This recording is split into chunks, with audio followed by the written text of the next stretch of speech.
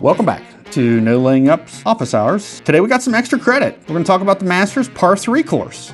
Before we do that, let's talk about early Augusta National. The idea of Bobby Jones and their friends, at least the first iteration, was that it was almost going to be like a resort. They were going to have two different 18-hole courses. One was going to be a championship course. One was going to be a ladies course. There was going to be squash courts. There were going to be tennis courts. There was going to be horses. There was going to be housing. So they were going to have like retreat houses on there, kind of like today's cabins. And there was also going to have something that was going to be pretty unusual at that time in America at least, which is they were going to have a short practice course. It was going to be about 500 yards in total length, so really just a pitch and putt. But by the time they started putting the maps together, as you can see here, this is the Olmsted Brothers version of Augusta National in 1932. They used Alistair McKenzie's course routing, and then they added the infrastructure. You don't see a par 3 course on here.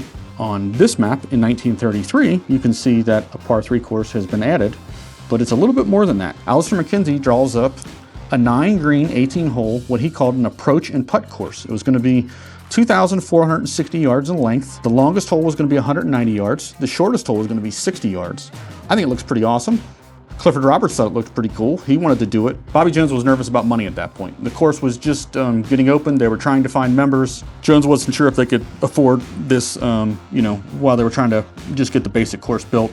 Turns out Bobby Jones probably right on that one. Those housing sites that they had laid out, 3-acre lots. In the first 20 years Augusta National Golf Club was open, they found exactly one buyer to build a house on Augusta National, and he was a member. Montgomery Harrison bought the lots right behind the first green and built this mansion, which, believe it or not, stood behind the first green at Augusta National until 1977. You were standing in the middle of one fairway looking at first green, that's what you saw.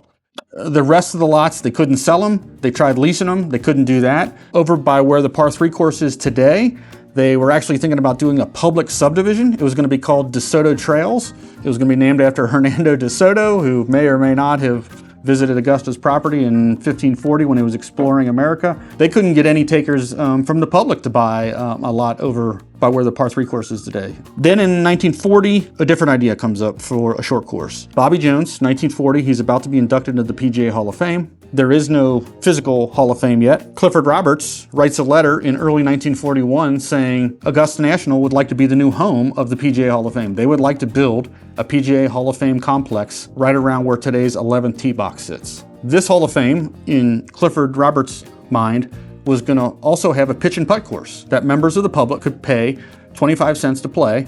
And this pitch and putt course was going to have many versions of Augusta National's greens. Obviously, World War II came in, wiped that idea off. Finally, 1958, Augusta National, their fortunes at this point are on the upswing. It's time for Clifford Roberts and the Augusta National members, they finally get their short course. The man hired to build it is this guy, George Cobb, probably most famous for Augusta National's par 3 course. It's probably his most notable golf course. Construction starts in 1958. By 1960, the club is ready to host their first par 3 contest for Masters contestants. The winner of the first par 3 tournament in 1960 is Sam Snead. Only guy who played in that in 1960 who's still playing today, you may guess, Gary Player. 1987, the course gets some renovation work. They add a new 8th and 9th holes. The original 1st and 2nd holes are actually not abandoned. They just don't use them for the tournament. All right, some fun facts for you. We can't get out of here without giving you some fun facts, right? Padraig Harrington, only guy who's won the par 3 tournament 3 times. He and Sandy Lau are the only two that have ever won back-to-back. Tom Watson, he also won twice. 36 years in between his victories. How about that? He won in 1982. He won again in 2018. 3 different amateurs have won. The last one, 1976, Jay Haas. Course record is 19, set in 2016 by Jimmy Walker. And then last but not least, Alistair McKenzie, his idea for those double greens, 9 greens, 18-hole version of the short course, those greens were going to be 10,600 square feet in size.